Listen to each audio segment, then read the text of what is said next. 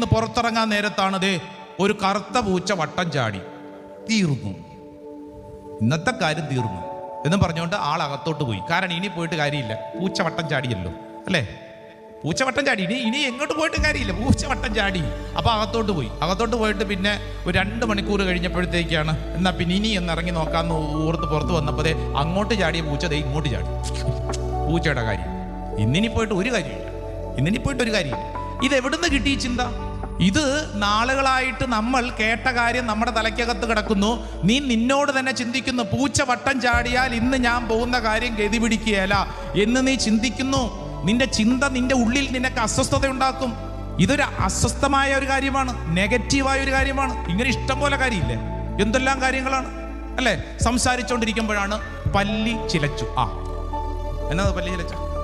സത്യം കണ്ടു, പല്ലി ചിലച്ചു. സത്യം. ഈ പല്ലി ചിലച്ചതും നിന്റെ ജീവിതവും തമ്മിൽ എന്ത് ബന്ധം? ഒരു മര്യാദ വേണ്ട കാര്യങ്ങൾക്ക്. നമ്മളിത് ചിന്തിച്ചു വെച്ച് പല്ലി ചിലച്ചാൽ ഞാൻ ഇതാണ്. ഇവിടെ പ്രാർത്ഥിക്കാനായിട്ട് കഴിഞ്ഞ ധ്യാനത്തിന് വന്ന ഒരു കുട്ടി ഈ മുറിയുടെ തൊട്ട് പുറകിലുള്ള മുറിയിൽ നിന്നുകൊണ്ടാണ് അവർ നമ്മുടെ ശുശ്രൂഷ അവിടെ എല്ലാവരും കാണുന്നത്.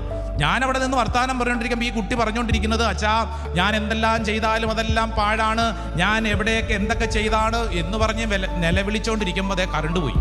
അപ്പോൾ കൊച്ചു പറഞ്ഞു, കണ്ടില്ലേ അച്ഛാ, ഇത് കണ്ടില്ലേ, ഇത് ഞാൻ എവിടെ പോയാലും ഇങ്ങനെയാ അച്ഛാ, കറണ്ടും പോയി. ഇതാണ് അവസ്ഥ.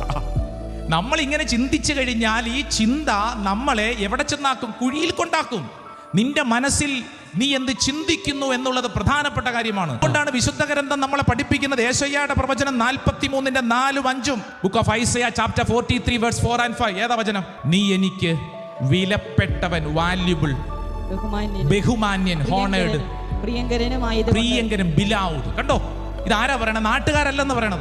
നാട്ടുകാരല്ല പറയണത്, മറിച്ച് നിന്നെ സൃഷ്ടിച്ച നിന്റെ ദൈവം നിന്നോട് പറയുന്നു, നീ വിലപ്പെട്ടവനാണ്. നീ നിന്നോട് തന്നെ പറ, ഞാൻ വിലപ്പെട്ടവനാണ്. പറഞ്ഞേ, വിലപ്പെട്ടവനും ഞാൻ ബഹുമാന്യനാണ്. പറ, ഞാൻ അമൂല്യനാണ്. ഇത് നീ നിന്നോട് പറയണം. ഇത് നമ്മളോട് തന്നെ പറയുന്നതനുസരിച്ച് നമ്മുടെ ചിന്താഗതികൾക്ക് മാറ്റം വരും. നമ്മൾ ചെയ്യുന്ന കാര്യങ്ങൾക്ക് ഐശ്വര്യം ഉണ്ടാകും.